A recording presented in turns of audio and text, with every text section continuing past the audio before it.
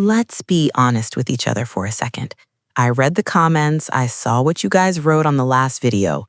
Some of you called it AI junk. Some of you did the math on that 3% of the world statistic and called it absolute bull. And you know what?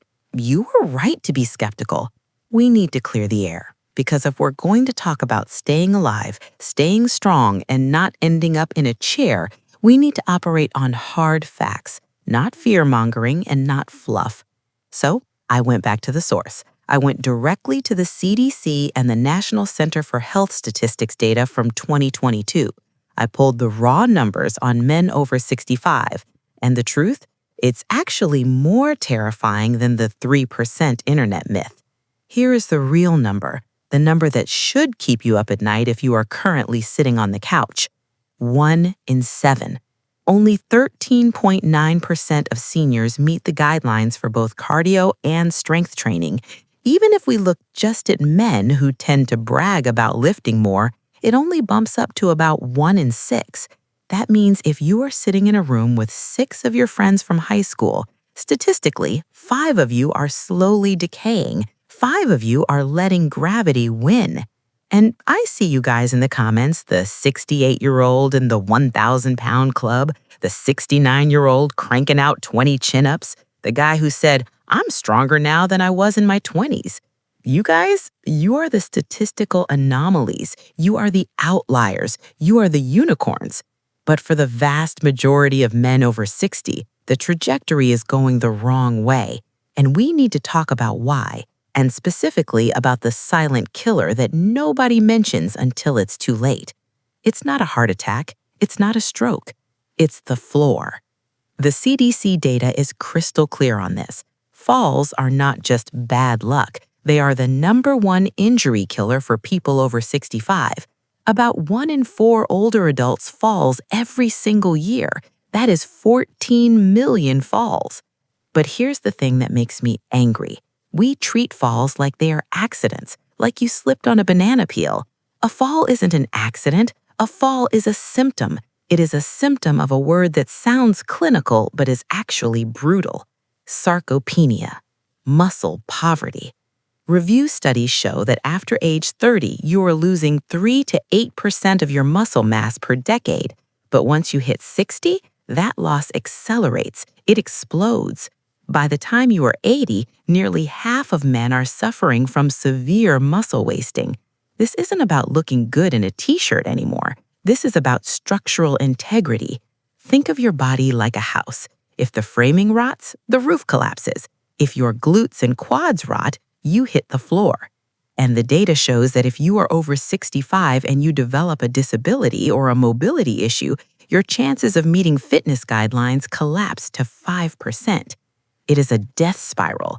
You get weak, so you fall. You fall, so you get hurt. You get hurt, so you stop moving. You stop moving, so you get weaker. But, and this is the massive but that the doom scrollers ignore, it does not have to be this way. There's a study that I absolutely love. It's the Fiatarone Study. It's old school, from 1990, but it is the gold standard. They took frail nursing home residents. We are talking people up to 96 years old, people who needed help to stand up. They didn't tell them to take it easy. They didn't give them pink dumbbells. They put them on a high-intensity resistance training program. The result? In just 8 weeks, these 90-year-olds increased their muscle strength by 174%. 174% at 96 years old. So when I see the comment from the guy saying age is a condition, not a verdict, that man is spot on. Biology is ruthless, but it is also responsive.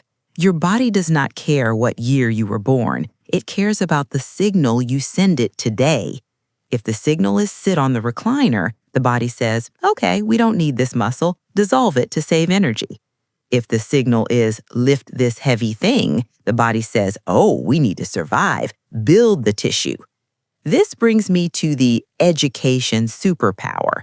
This was a fascinating stat from the CDC. Education level is a massive predictor of fitness in old age. Only 4.5% of people with less than a high school education meet the fitness guidelines, but if you have a bachelor's degree or higher, it jumps to over 25%. Why? It's not because they are smarter, it's because they understand leverage. They understand that investing time now pays dividends later. So let's simplify this. Let's cut through the noise and the AI junk.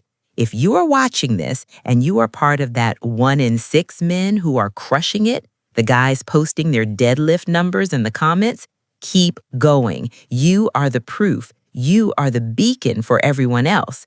Write your routine in the comments. Tell the other guys how you protect your back, how you handle the joint pain, because that community knowledge is gold.